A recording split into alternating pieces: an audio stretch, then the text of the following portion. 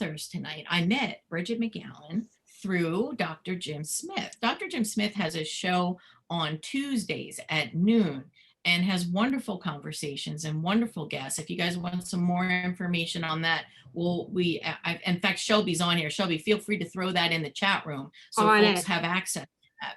I knew you would. I knew you would. So we were on a program and I got to meet Bridgett and I'm like, oh yeah, she's pretty cool. So knew I needed to follow up and booked Bridgett for Counterculture, which is a show on PBS 39, of which, frankly, I book all my friends, do I not? Fran McNeil, you've been on Counterculture. Jim Smith has been on, Harriet has been on. So love Counterculture. So now, Bridgett, you're part of that alum. But this book is pretty powerful stuff. And I thought, and this, you know how I book people so far out in advance. I'm like, we need to have this conversation. And a lot of people want to be part of this conversation. Folks that are not with us tonight are going to watch the recording because they want to see this and hear about it. But in rereading some of these segments, we need to keep this conversation going because a couple of folks had said, 2 weeks later, 2 months later, the conversation slowed down or stopped. So we need to keep this conversation going. So Bridgett, you are the ringleader. You are the head honcho on pulling together this wonderful book, A Collective Breath. Along with Bridgett, we also have a couple of the authors who are also included, Dr. Jim Smith, who just happens to be one of my dear friends, and Rachael Boone, who will be a dear friend for life. We're just meeting tonight, but we're gonna hang out later. So welcome, my friends. Thank you for joining us at Meet the Author. And I would like each of you to just tell us about you. Tell us about you and what you do beyond this book. Sure. Well, first off, thank you so much, Teresa, for holding this space, for having this platform. And thank you, Dr. James, for introducing us introducing Teresa and me to each other for this opportunity. So you, Ray, and I could come on. First off, I am a speaker. I'm a professional speaker. That's how Dr. James and I even met at a conference back in 2018. And we just instantly connected with each other. But I'm a professional speaker, have been one since 2001. And then also I'm an author, an award-winning author, I should add, and an award-winning speaker. But this is not like some awards accepted show or something. But I'm also a publisher. And in being a publisher, last summer, in summer of 2020, when we all saw the videos of George Floyd, I'm not a protester. I'm not someone to take to the streets. I am not someone to march and demonstrate, but I will write. And I knew that my voice wasn't the only one, right? My voice was not the only one that needed to be heard with regard to how I was feeling in the moment. So in being a speaker and an author and a publisher, I also like to see myself as someone who likes to bring people together and bring voices together through the power of the published word and published books. So yeah, that's what I do. That's who I am. That's what I do. And I'm sure we'll get more into the book, but yeah, that's the Reader's Digest version of Bridgett McGowan-Hawkins. Awesome. Awesome. Thank you, Bridgett. Rachael, I'm going to tag you in. Tell us about you. So I'm Rachael Boone. I'm based in Raleigh, North Carolina. I have a small business called Evolve HR. I do HR services to small businesses. I also coach women. I have a small conference I host. I shouldn't say small because it's powerful, right? It's impactful. It's called She Evolve. And this is where I help teach women how to navigate their corporate careers. And also it's a day of empowerment just to give back to women. I'm very passionate about that. So that's a little bit about me. Awesome. Thank you. Thank you. this, Rachel? Oh, and I want to say thank you, Bridgett, for this opportunity, because I didn't say thank you because it wasn't for Bridgett. I wouldn't be here. So kudos to Bridgett. Bridgett is a superstar in her own right. So thank you. I love her. She's genuine. She's a rock star. She is what you see is what you get. So I'm very much appreciative of our friendship because she's truly a rock star. So thank you, Bridgett. I feel the same way about you, Ray. Thank you. Awesome. There's some good energy on this this Zoom tonight. Dr. Jim, tell us about. Can I tell him about you? Please, please. Hold up. Mic check, mic check, mic check. Okay. Yeah, There you go. I'll tell you what. So I'll tell him, and then you can fill in what I miss. So Dr. Jim and I have been friends for a really, really long time, and it's interesting because the universe had us crossing paths before we really became dear friends. We both worked at Prudential. We didn't really play together then. We didn't really know each other that well then. But then when we got out and about and you were on your own, we met. You were working on one of your books. I think it was The Things Trainers Do to Sabotage Success. And we met to talk about it as a trainer. And one of the things Dr. Jim did is he invited me to come attend a training session he was doing. And I thought, I'll honor him with my presence because I've been training a very long time. And oh my goodness, I think it was 9 or 10 pages of notes in his workshop.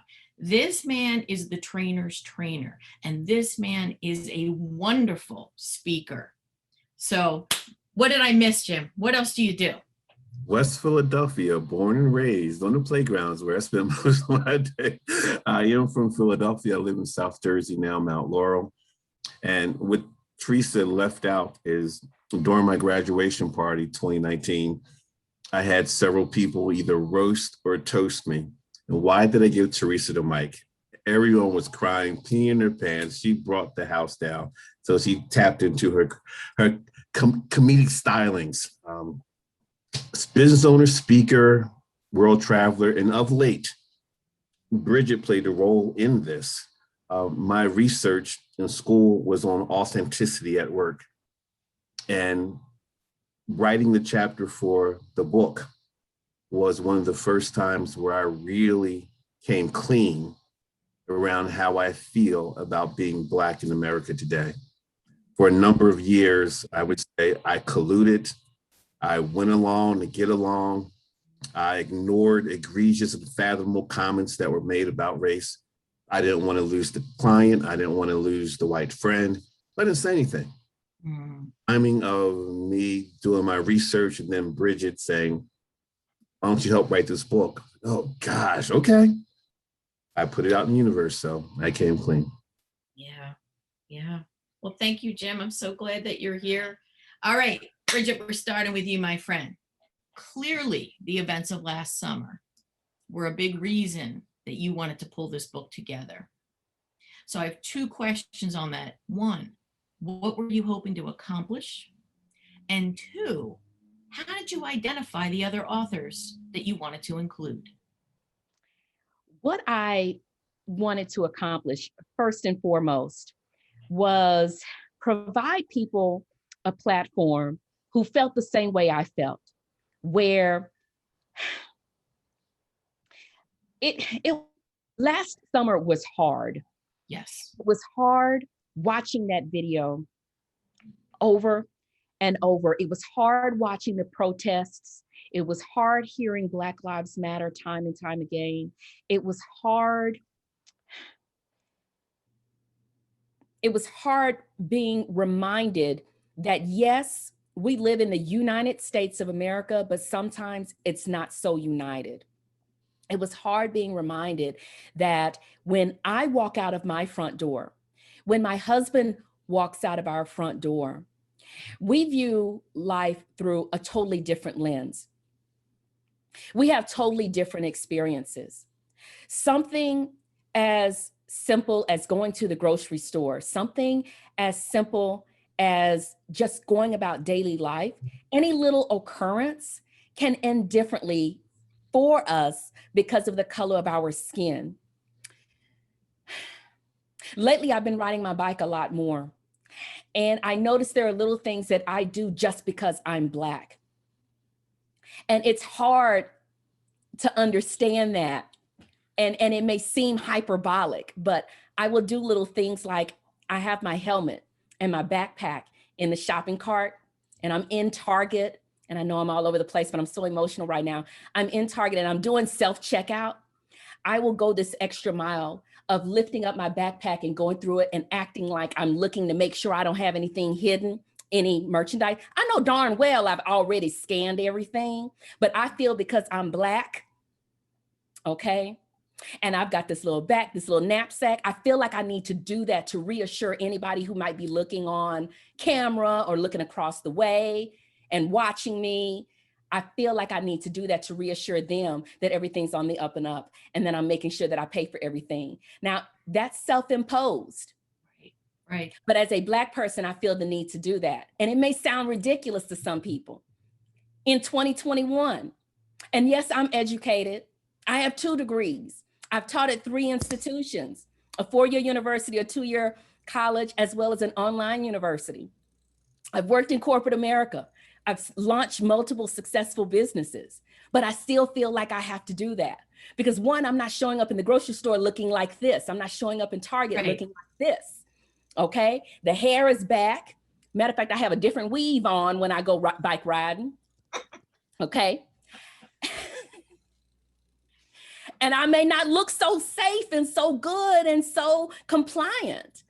So what I wanted to accomplish in this book is people who look like me telling those stories of just what a trip to the local grocery store can be like for us, and how what happened to George Floyd, Tamir Rice, Freddie Gray, Sandra Bland, pick a name.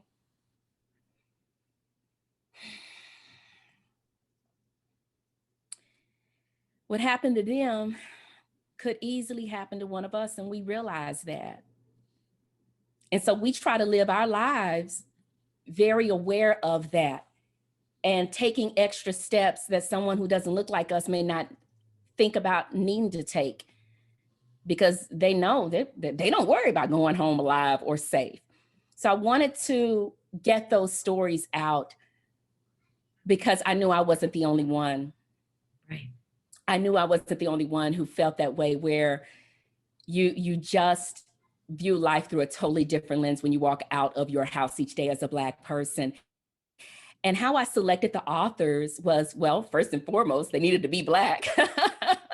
But I selected them based on different parts of the world, different parts of the country in which they lived. I wanted some people from the West Coast, some people from the East Coast, some people from the middle of the country. I selected them because I knew they were profound. I knew they had something to say. I knew that they would have they would bring different voices into the book. So I wanted to have a good mix of authors who I knew would tell stories and really help people see life through, or help them as much as we can see what our lives are like through our lenses. And I think you accomplished your goal, my friend. So I reread the stories of the folks on the Zoom tonight, and I'd be lying if I didn't say I was brought to tears, because I could feel in the story the experience.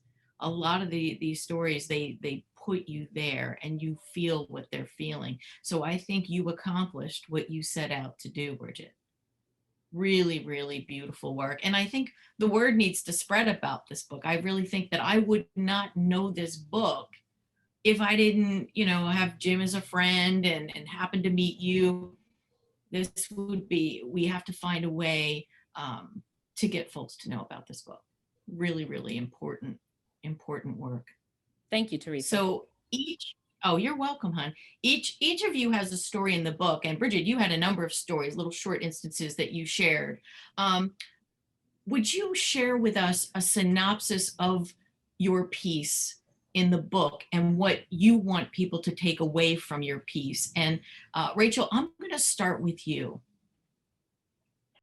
Well, my space is HR, being in HR and having to hear those difficult conversations throughout my career about and seeing injustice throughout my career. I really wanted to just bring home and being comfortable for the first time in my career. I'm comfortable saying the word Black in corporate America because that was forbidden, right? And so even though, working up throughout my journey in HR, like I said, it was forbidden to say the word Black or having the same equal opportunities through progression, through development. We want a fair chance. We want a fair chance to showcase our talents. We want to, avoid the microaggressions. I want people to understand it's not okay to come to work and touch your hair and say things and make you feel uncomfortable. We want to feel belong. We want to belong, right? Yeah. And so, I started this book. So when I found out about this opportunity, I was super excited to share my story because, I grew up in rural community where there was segregation. It was a Black, whites. It was really divided. I remember being that little girl who going to a drugstore and the young lady who was wouldn't put the money in our hand because we were Black. And I grew up, and I'm a progressive woman, so to speak. I am educated woman, but I remember being that 8-year-old girl in the hot summer pushing a lawnmower with my grandfather and having to use the bathroom. I was good enough to cut her grass, but I was never good enough to use her restroom. So those things resonated, kind of grew up. And I always, and on the flip side of that, my grandfather exposed us to some things that other folks in my neighborhood wasn't exposed to. And so it taught me how to navigate. And I would get in a corporate space and they would ask me, how did you learn to navigate? I trust you. You're not like them. So, and them meaning other Black people. So having to mask those feelings and having to be overly taxed through those conversations, going home stressed out. So I hope this book just touches on a few of our stories to make impact because it's not an illusion. We're not making it up. These are real actual events that we face every single day. And we just want to feel empowered and belong and united, just like the United States of America, Bridgett talked about. We want to feel the same. And so that's pretty much why I wanted to be a part of this book. Wow. I need to get to the other two, but I have to tell you, Ray, there was a piece in your story that it stuck with me where you said you work in human resources and you said there were Black people who would only hire white people. Yeah, because they were afraid. Well, this is the thing, and this happens today. I have a good friend who just got promoted to SVP, and it's like, well, what would they say if I hire someone that look like me? I don't want them to think I'm just bringing in my friends. I said, well, bring in talented people, bring in people who fit the job description. And I think we as Black people have to be comfortable with our voice and be comfortable taking risk. And you got to ask yourself the risk factor, and they're not willing to risk because it's their livelihood, their emotions is tied in with it. So that's a fear. And so and we struggle with that because just because we get the title, are we really given the same responsibilities to go out and recruit and hire? So yeah. That stayed with me when I read that. I'm like, what? Hopefully change mindsets. Hopefully we can get those mindsets changed. And hopefully, that's what we're working on. So things are getting better, but we still have a long way to go. Absolutely. Absolutely. Thank you, Ray. You're welcome. Dr. Jim, read your piece. You and I had a conversation last summer, so I kind of know where you were on all this. But what do you want people to take from your piece? What's a synopsis? And what is the biggest takeaway you want them to have? Well, some of it is that I can't speak for every Black person. I will just speak for me, that my mom was preparing me for this from birth.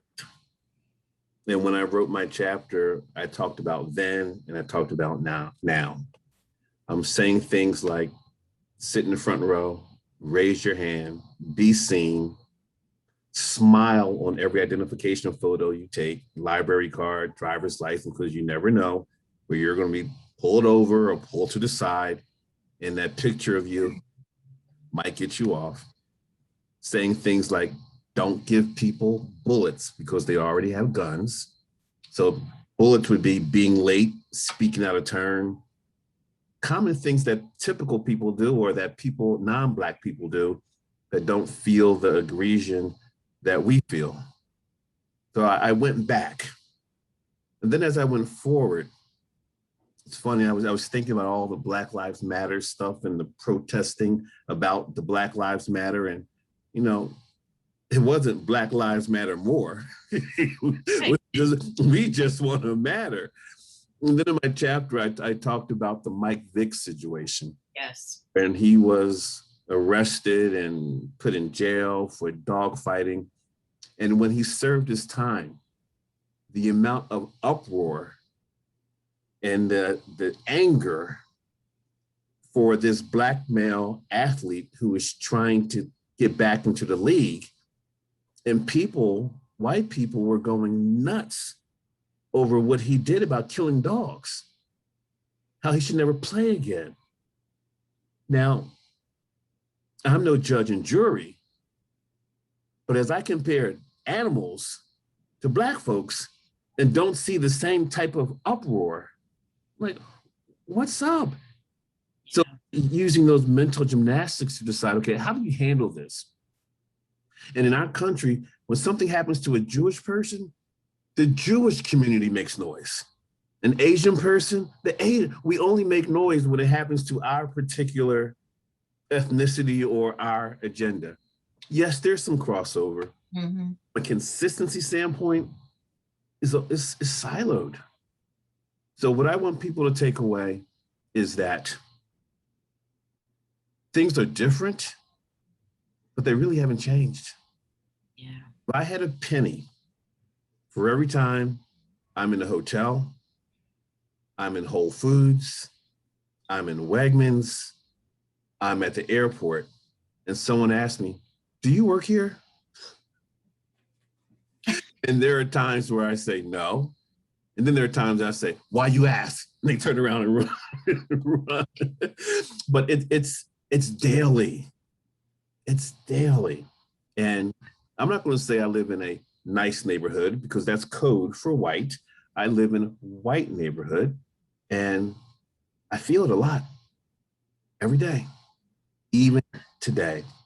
And what I want you to take away, I believe these atrocities will change once we start making amendments to the Constitution, because there are systems in place that won't go anywhere unless these constitutional changes are made. Because when the good old boys wrote the Constitution, they weren't thinking about me. Teresa, you weren't in the room either. No. Morgan, you weren't in the room. Older white men were in the room. And if they were gay, they didn't come out. If they were differently abled, we didn't know. But that first sentence, all men are created equal. Okay.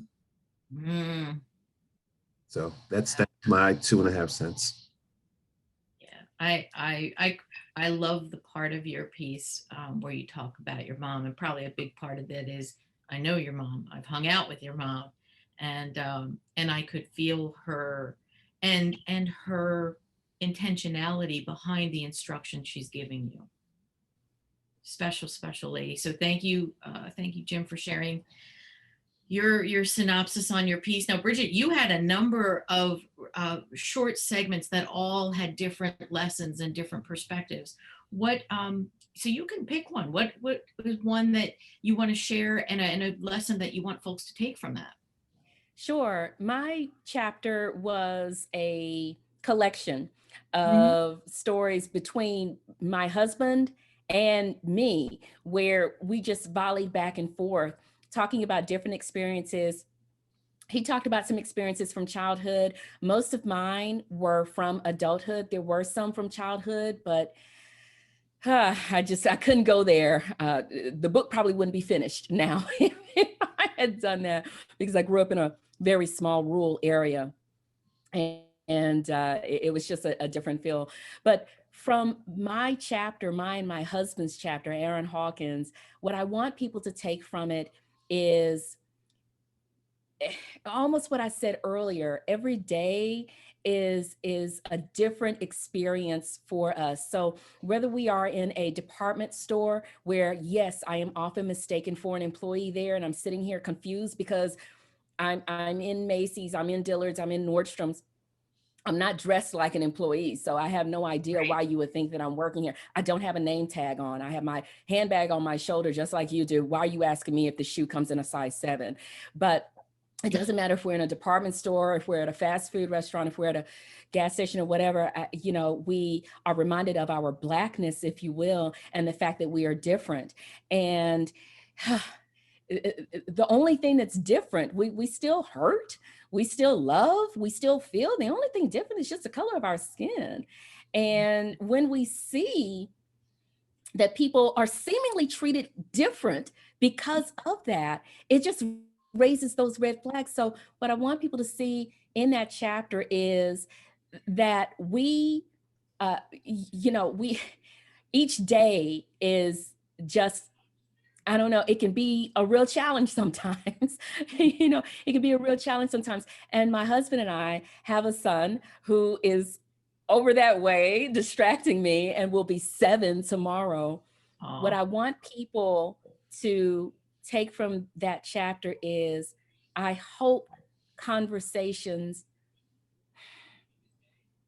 for him when he's our age are different, that these are not the same conversations happening. And if they see him as a young man, whether he is a preteen or a teen like Tamir Rice or like Trayvon Martin, if they see him, I hope that they can try to first see him the way we see him, as this fun, loving, smart, hilarious, athletic, Right. incredibly intelligent, book-loving, wonderful classmate, friend, teammate, son, grandson, nephew.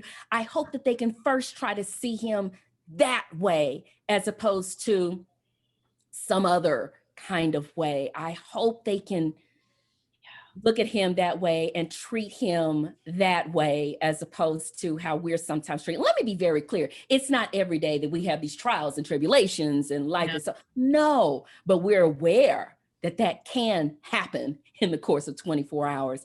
But I just want the conversation to change. I want the narrative to change, so he's not having these same kinds of conversations in this area, but with a different feel to them when he's our age. Yeah. I'm optimistic. Of course, that's my nature to be optimistic. I'm optimistic, and I'll tell you why. I work with people of all ages in organizations, as I'm sure you do too.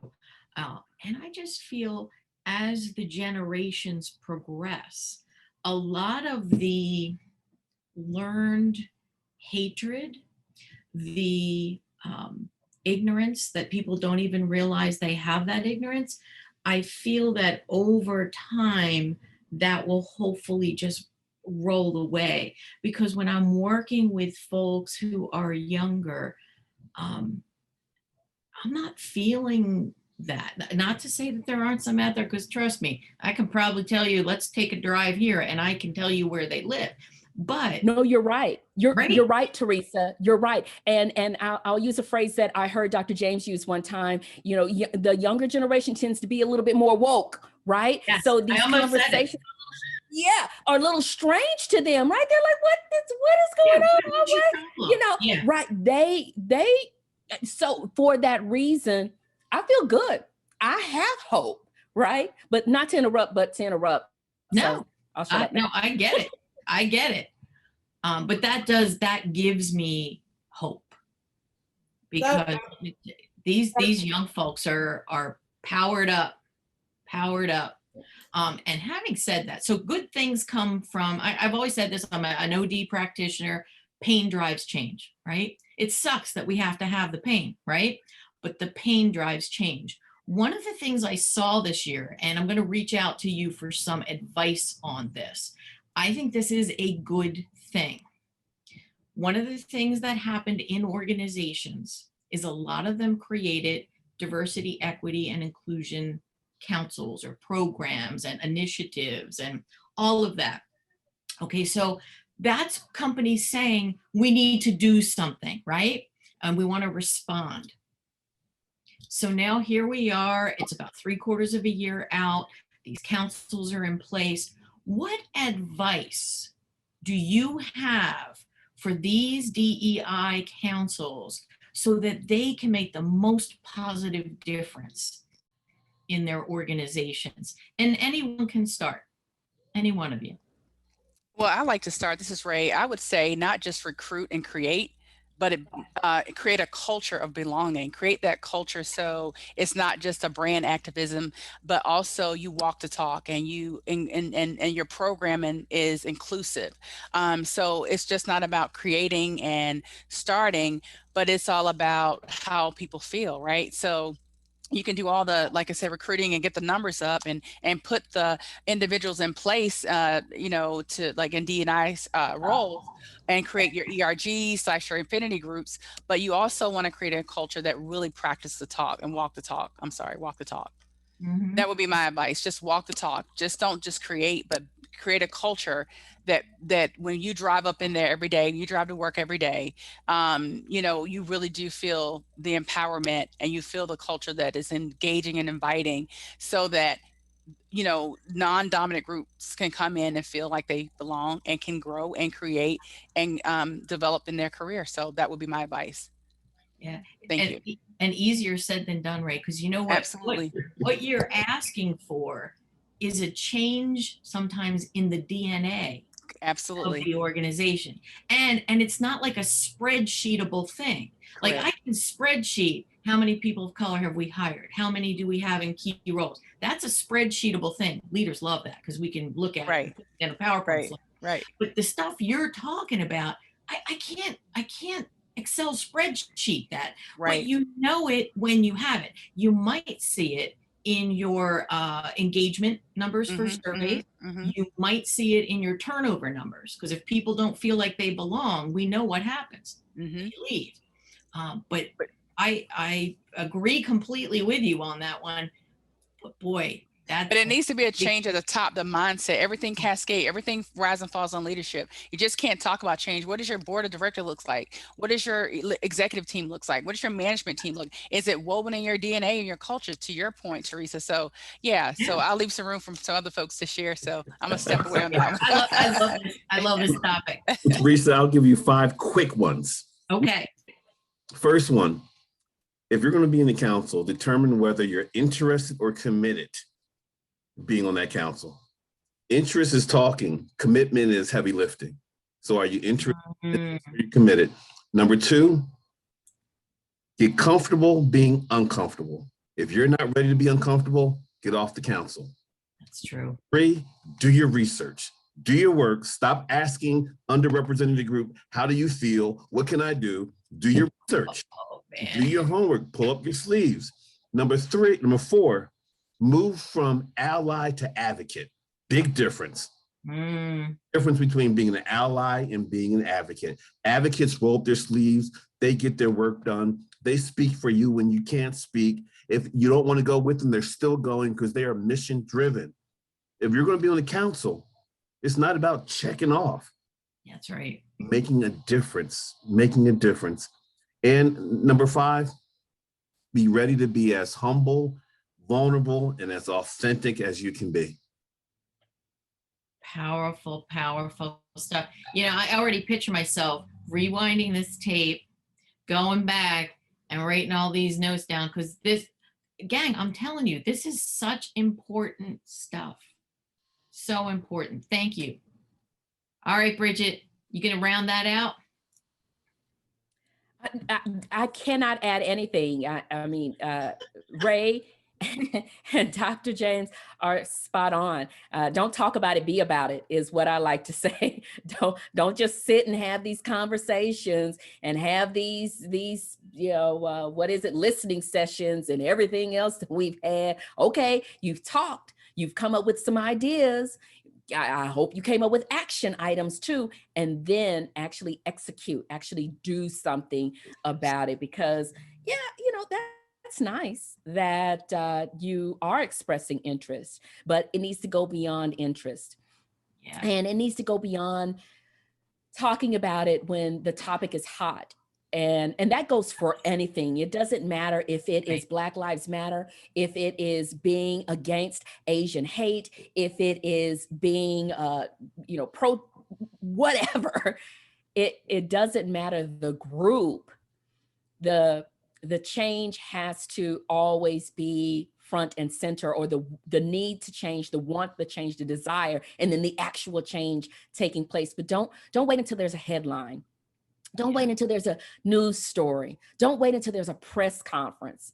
Don't wait until there's another shooting, another killing, another police stop. Don't wait until that. But each day, wake up and say, okay, how am I going to make the most of these 24 hours? How am I going to support somebody who desperately needs to be supported and doesn't feel supported? You don't have to have the weight of the world on your shoulders. We're not saying you have to do it single-handedly. Do something, even if it's just deciding to say, you know what, I am going to spend time getting to know somebody who does not look like me today. Okay. I am not hard.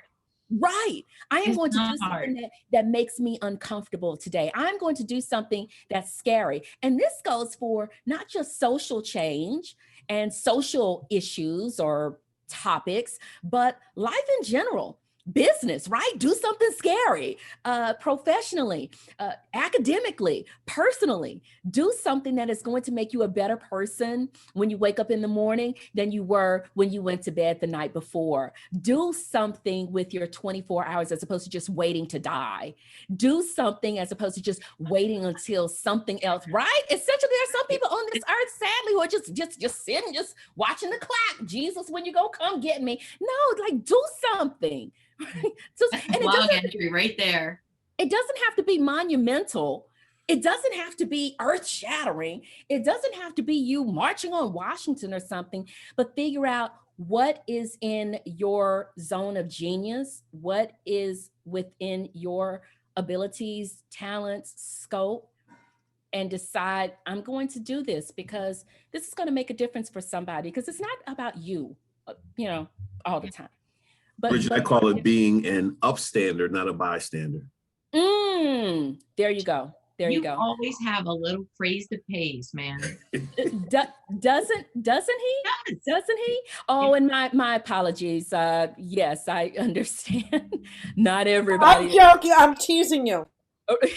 Well, but no, I broke a cardinal speaker rule. You never talk about religion, politics, or money. So I broke a speaker rule when I did that one, and I've never done that before. So this has gotten me out of my square box of trying to be careful and politically correct. But yes, you don't talk about politics, religion, or money when you're talking, unless it's like a money workshop or something like that.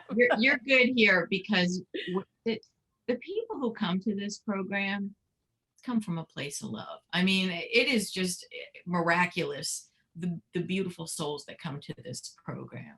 So you're good. You're good. And my Jewish friends, they're cool with me saying Jesus. I could just see the comment in the chat room. It's Yep. all good. All good. So I don't know if any of you saw this week. This I thought was really impactful. New Amsterdam. Anybody watch that show, New Amsterdam? Sometimes I do, yes. Oh my goodness. So this week's episode, and it's out there on NBC. I can probably do a little cut and paste of that link in the chat room. It was about the head of this hospital. This guy means well. When I tell you, heart of gold, he means well. He's the kind of leader we all love. So here's this guy, and he's all pumped up about equity and Black Lives Matter. And he's like, I'm going to make a difference, right? And he's making a difference from all he knows and his perspective. So God bless him. He goes out and he does some stuff, and it does not get the outcome he wants. And you can tell his heart is broken, because he truly is coming at this from a place of love, and then near the end of the episode, you see the thing he does that makes the most difference. So, and I don't want to spoil it for you, because I want you guys to watch it. But my question for you, because believe me, I am freaking living this. I am living this. These white CEOs, some of them really do want to make a difference. Now, some, I'll be honest with you, things are check boxes. We had a diversity meeting and yeah, that's not what I'm talking about. I'm talking about these white men who really are like, I want to do something that makes a difference. If you were giving them advice, what advice would you give these white CEOs that would have the most impact for them? And anybody can start. I would tell them to consider their 5 Ps. You always have a list. It's awesome. Their policies, their procedures, their people, performance and performance appraisals, and the pipeline. Make the adjustments and the changes to those areas, primarily the pipeline, who's else coming up, and the performance appraisals, because if you're not holding people accountable, it's not getting done.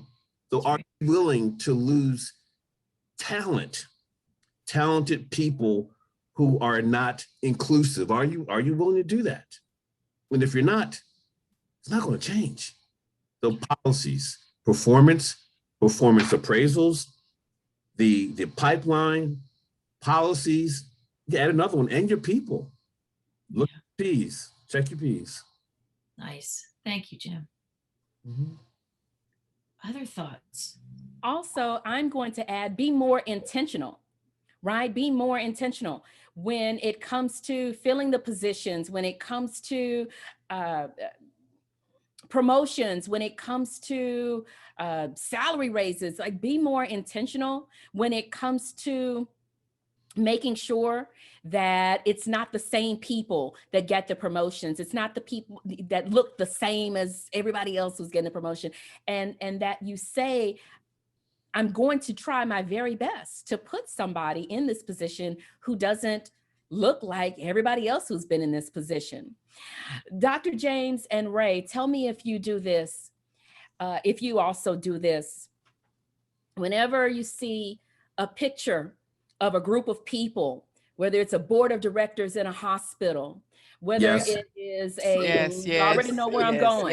Yep. I don't even have to finish it. And sometimes, whether it's a team photo in Chick-fil-A, whether it is images on greeting cards, whether it is the cover of a book that has people on it. How many times do you look and say, I don't see anybody in there that looks anything like me? Right. Today at the Masters, today, 80 plus golfers, one Black person.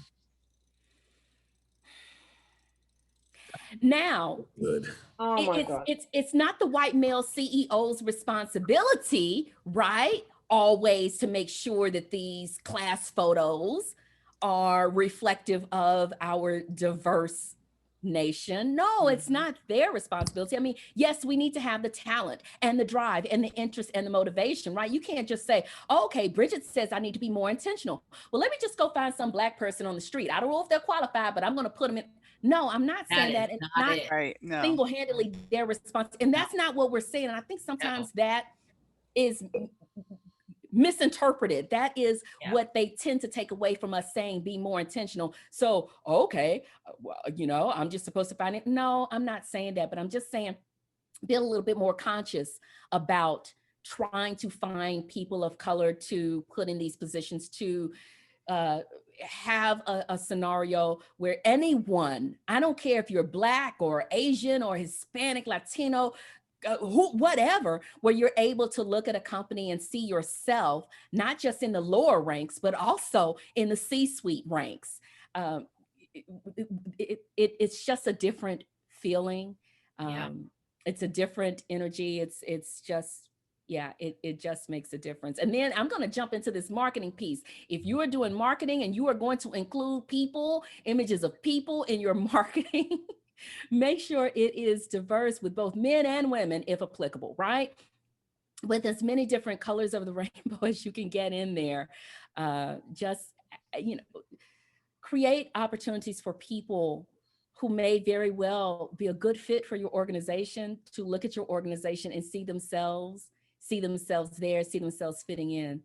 Yes. And, you know, Teresa, let me comment real quick. I love Harriet's comment. because today at the Masters, they did honor the first Black person to play in the Masters. I believe it was either 1975 or 78, Lee Elder. Yes. They honored the first Black person to play in the Masters in the 70s. So now we're 2021. We got one Black person playing in the Masters. Yeah, I know. It's we have a long way to go. Yeah, we do. And I want to get to the point where we're not saying, oh, this is the first Black person to do blank. This is the first Latino person to do blank. This is the first Asian American. I'm sorry, but it kind of drives me up a wall. I want us to get to the point where we're not doing that anymore, because it sounds like it was this huge feat. And well, in some regards it is, but geez Louise, in the 21st century, it shouldn't be. It shouldn't be this huge feat to be anything. I don't think. True. And I wanted to piggyback. You made a comment and asked the other panelists, you know, when you walk into a hospital, what do you see? I'll tell, that was part of New Amsterdam last night. The CEO is walking down the hall and he looks at the wall and he's like, and he had all of those pictures taken down. And it's cute because there was somebody later who's like, what are you going to put there? He goes, I don't know. You know, but they acknowledge that. Ray, I want to tag you in before we open it up for more questions. Do you have any thoughts for our CEOs who are looking to make a difference? Well, Dr. James touched on everything. The only thing I would say, your succession planning. Look at their succession planning. Who's up ready now and next in 3 to 5 years, and just look at the talent pool and see if that talent pool is inclusive and diverse. And so I would just advise CEOs to take a snapshot, know who's coming in, growing in your organization, because that's important. And that would be what I would like to add. Awesome. Teresa, another piece would be turning to us, and that is being your own advocate. And that's a risk, could be a condition of employment. Wow. If you fight for your promotion and you fight for your pay grade, fight for inclusion too. Now, I'm out of corporate now. I wish I would have been that brave back then. Yes, I did diversity workshops, but last year, I finally decided I'm going to stop being an ally. I'm going to be an advocate. And if I lose clients, if I lose friends, oh well. So often the underrepresented groups waits for the CEO and waits for leadership to do the right thing. They have to feel safe. They have to feel safe. They have to feel psychologically safe, because if you're not safe, your risk factor, you got to ask, what's your risk factor? Everybody's not in a point. We're speaking on behalf of the folks who don't have a voice. If I was in corporate America, I don't know if I would be this vocal, because I live in North Carolina. And let me tell you, it's still, I have clients now, they're just not ready for this. This is too much for them. This is too much for them to chew. So you gotta, and I've lost 6-figure jobs because I advocated for folks, and I've had to lose. And I say lose because I was in a good position, quote unquote. I've arrived. I was on the website. I was the only Black, and I said, okay, I'm fighting for people because I knew it was wrong in the pits of my soul. So I lived before my time. This stuff was happening way before 10 years ago. And I will say now, I feel like the world's just catching up to what I've been thinking for the last umpteen years. So you know, Ray, it's funny that you say that. I feel the same way. If I was employed by the last company I worked for, I would not be on here tonight. I would not be, I wouldn't, because I would be afraid of them thinking that I'm too radical. Oh my goodness, we've got this pro-Black woman, and I would not, I mean, I've never conversed like this before when I worked at a university or at an ed tech company. My goodness, no, they never would have heard this. This was the go, get along. What is it? Go along to get along, Bridgett. Okay, yes, sounds good. Because I needed the job, and I didn't want to do anything that was going to put me in a position where I might jeopardize that job. And let me say this, all of the responsibility is not on the shoulders of CEOs. The onus is not on them. I am going to say this to my brothers and my sisters. We need to make sure that we're sharpening our skills, that we are getting the education, and that we're going beyond the education that we get and continuing to learn and continuing to make ourselves marketable, that we're getting the professional development, that we are stretching ourselves, that we're pushing ourselves to learn something new.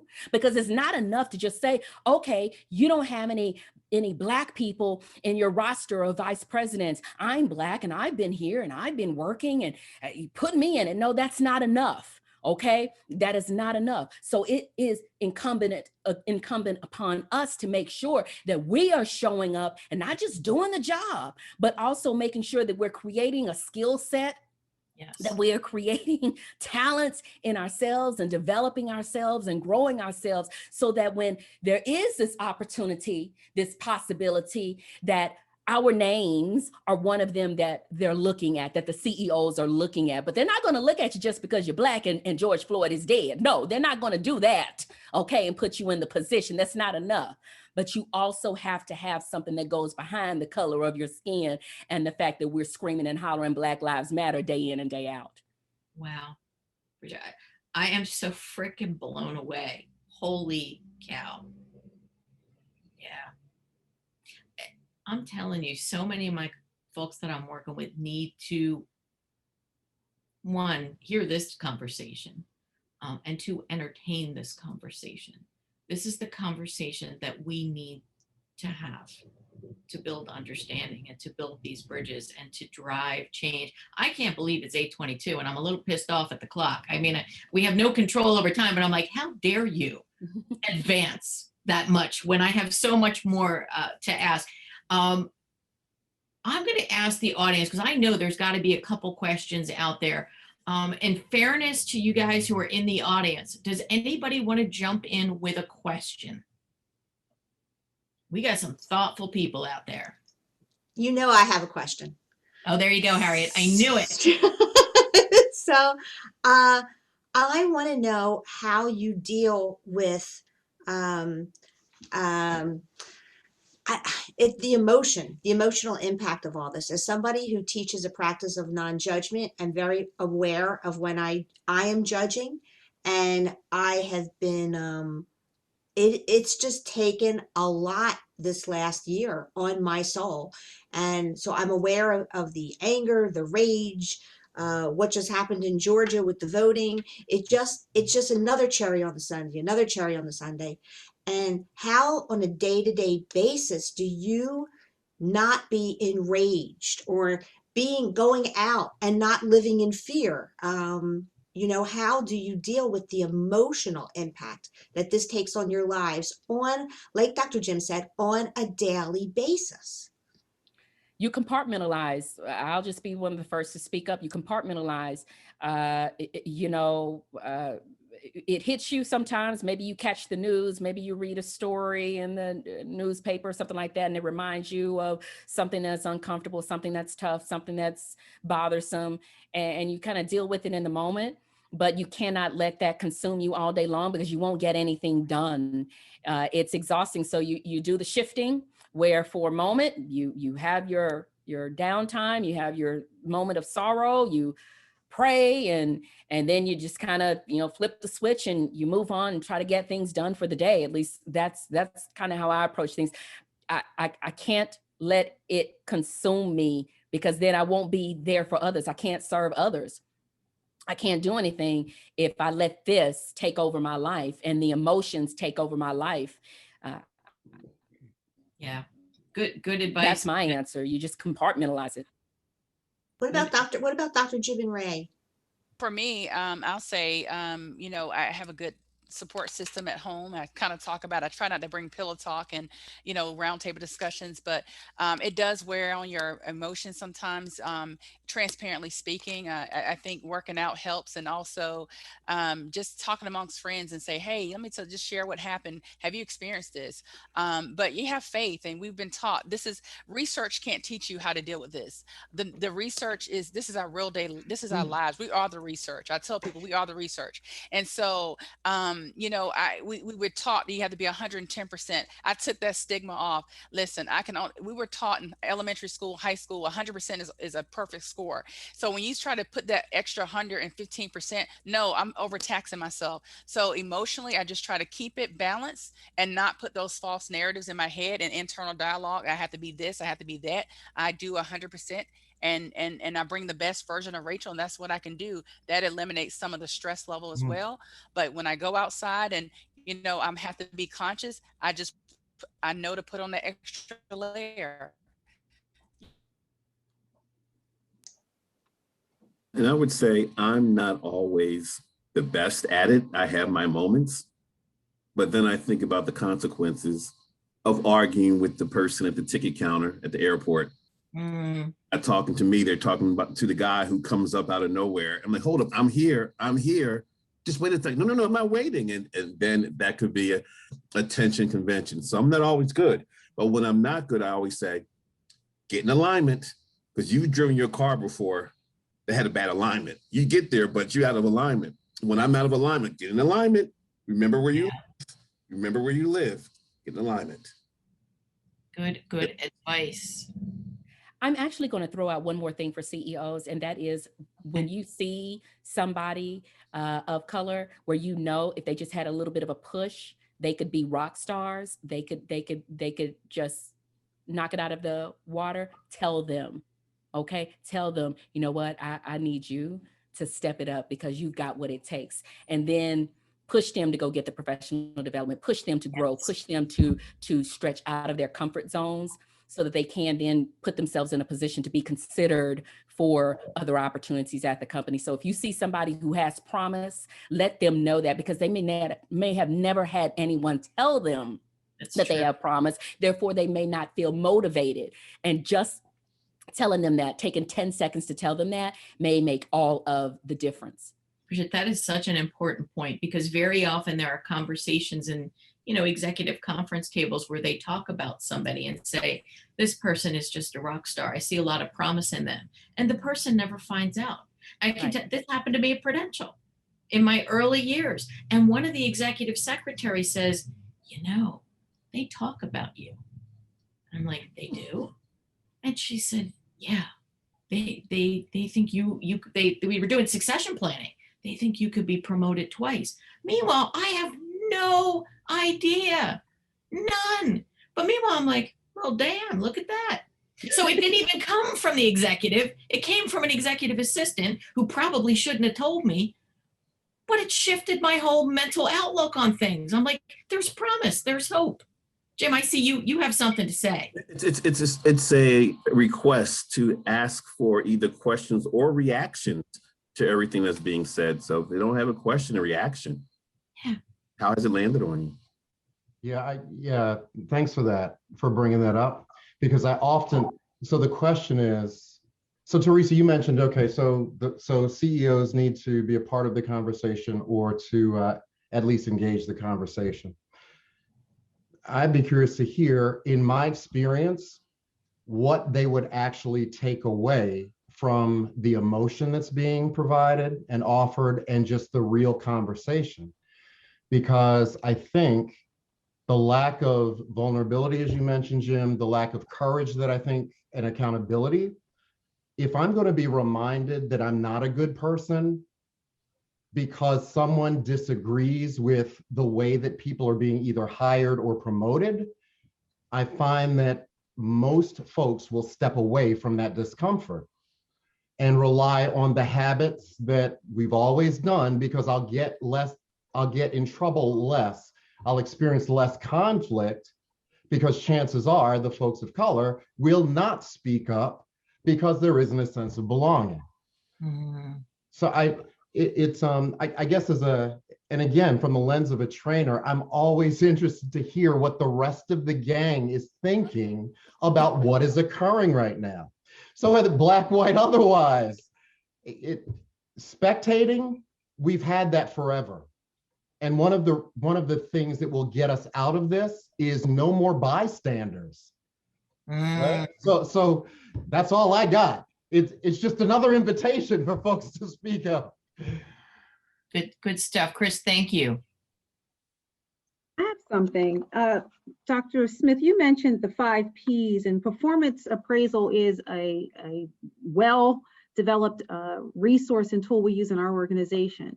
But how would you encourage us to measure how well we are in creating an environment of inclusion, or how any individual contributor is supporting that? What measurement would you include on such an appraisal? Well, I would consider 3 M's: what's missing the mark, with meeting the mark and with mastering the mark. So what does mastering the mark looks like? Developing, mentoring, recruiting. What does meeting the mark? Inviting to participate. That's standard. What's missing the mark? Exclusion. What's missing the mark? Lack of communication.